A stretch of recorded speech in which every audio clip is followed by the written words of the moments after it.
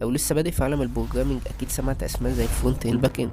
تحسهم مجموعتين بيتخانقوا على مين الاهم. ناس تقول لك خليك يا عم في الفرونت اند عشان تشوف نتيجه شغلك، وناس تقول لك لا يا عم خش الباك اند. والحقيقه ان الاتنين بيكملوا بعض. في الفيديو ده ان شاء الله هتعرف الفرق ما بينهم وازاي بيشتغلوا مع بعض. معاكم محمد المله، مدير البرمجه الكامله.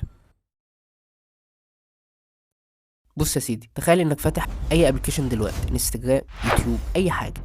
شايف الالوان دي، الصور، البوتوم اللي انت بتدوس عليها، كل ده اسمه فرونت اند. يعني ببساطه هو الوش بتاع البرنامج، وده عشان بيشتغل عندك على الموبايل او على اللاب مثلا، فيبقى ليه اسم تاني اسمه كلاينت سايد. طب يتعمل ازاي بقى الفرونت اند ده؟ اول حاجه عندك HTML، CSS، جافا سكريبت. التلاتة دول هما اللي بيعملوا الفرونت اند. في واحد هيجي يقول لي خلاص بقى انا هتعلم HTML في ساعتين، وسي اس اس في 4 ساعات، جافا سكريبت يا عم في شهر، وابقى كده فرونت اند.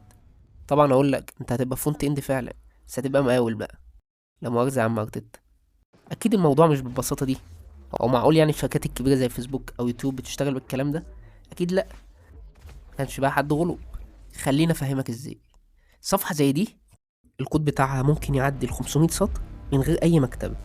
تخيل بقى صفحة اكبر من دي، او مجموعة صفحات مع بعض، شوف هتكتب كام سطر كود.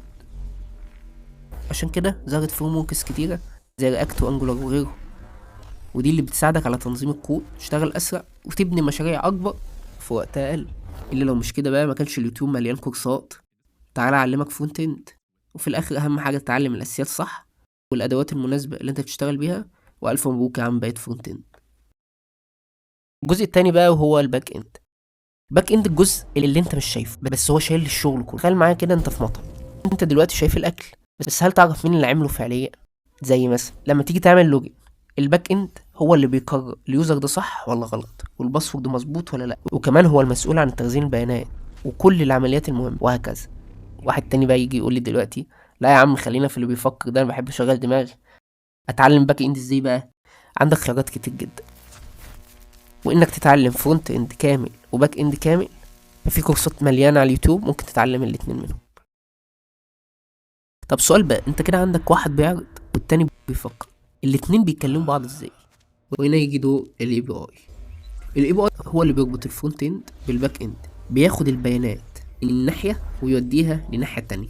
الفرونت اند يقول للاي بي اي خد الداتا دي، روح وديها للباك اند، فالباك اند بيستقبلها ويرد على الفرونت اند يقول له الرساله وصلت.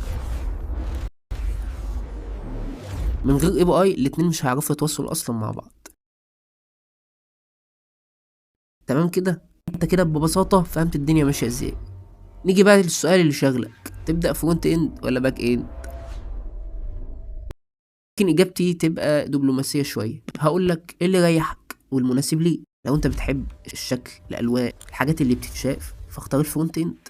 ولو بتحب اللوجيك، التفكير والسيستم، يبقى الباك اند هو المناسب ليك.